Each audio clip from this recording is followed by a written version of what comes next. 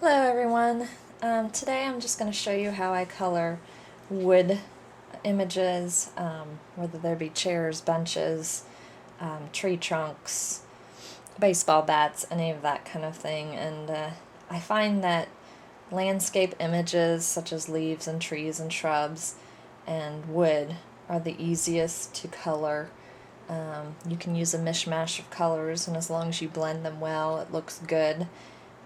Because obviously in nature you find multiple colors, and so it's a great way if you don't have a lot of colors next to each other to kind of mishmash. And I use a bunch of colors when I do trees.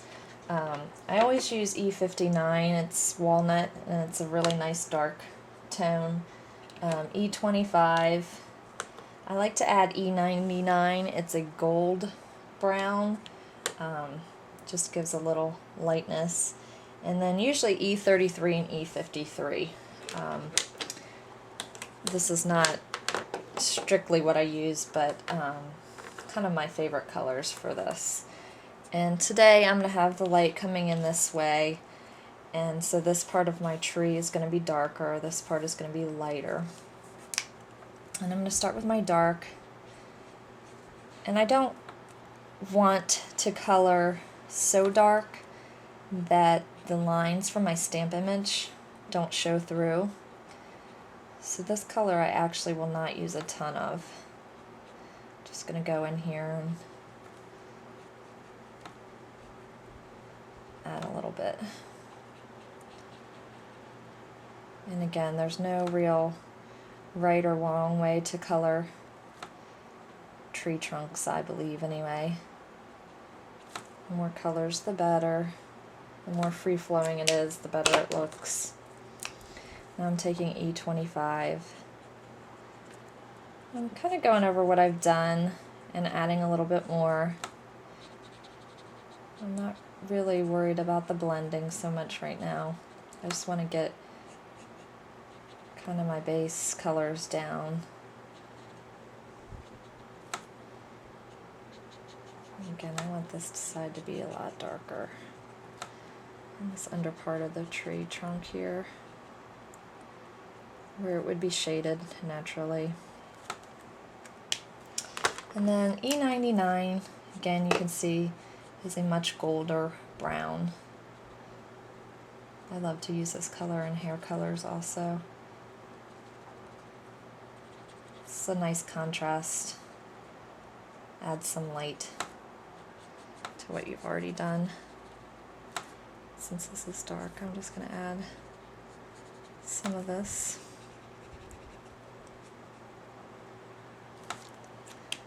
And then I'm going to take my E33, which is kind of a gold brown, but definitely a lot lighter. And I'm just going to kind of work over. And then E53 is the lightest. And this way I can kind of see how I want to go back and blend my tree.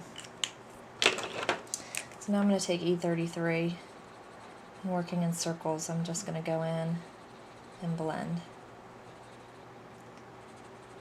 so that I don't have any weird coloring lines.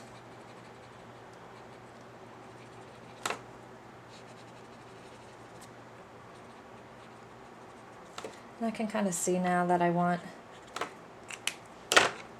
to darken this up a little bit more with my E53.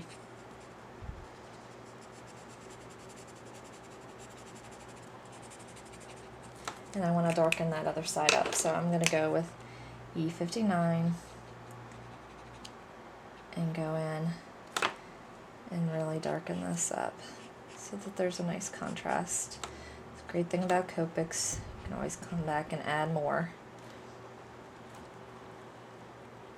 Down here towards the roots, I want to darken up a little bit too.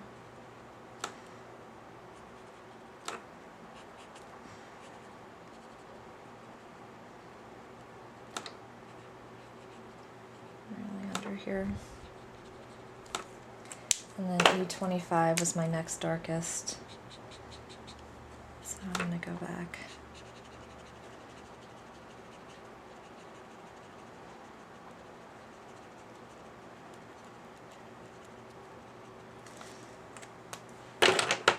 taking my E99.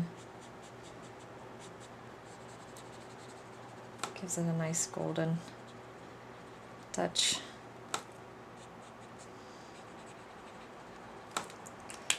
And then E33, basically just working the same thing that I did.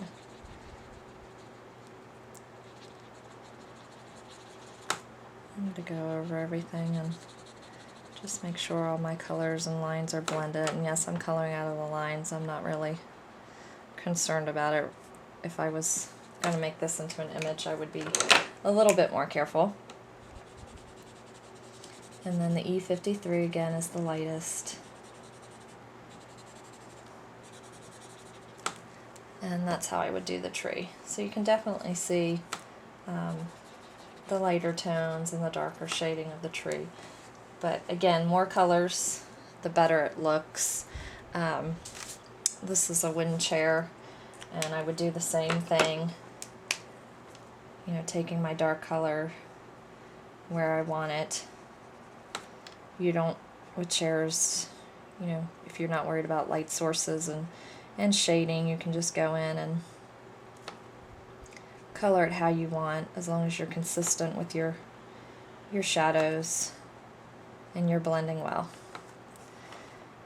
And then this doesn't have a lot of wood grain, so I kind of like to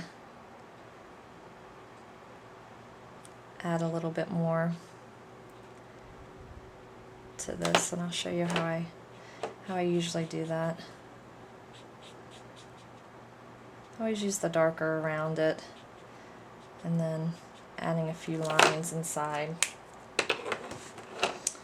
And then I'm skipping my E25, and I'm going right to E33.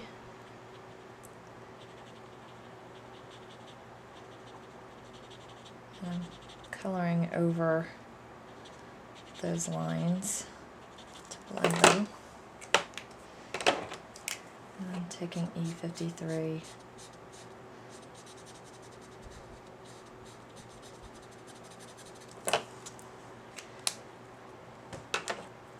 And now I'm taking my E99, which is golder, and I'm just going to work that color in.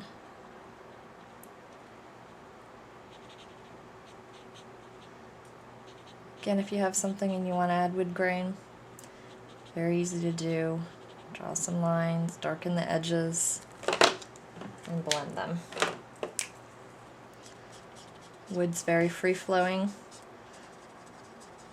and very natural, so your coloring doesn't have to be so precise.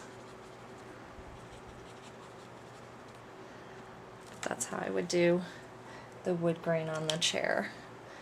I'll zoom in a bit so you can see better. And you know, you could go in and make some of these places a little darker if you wanted, using just the fine tip.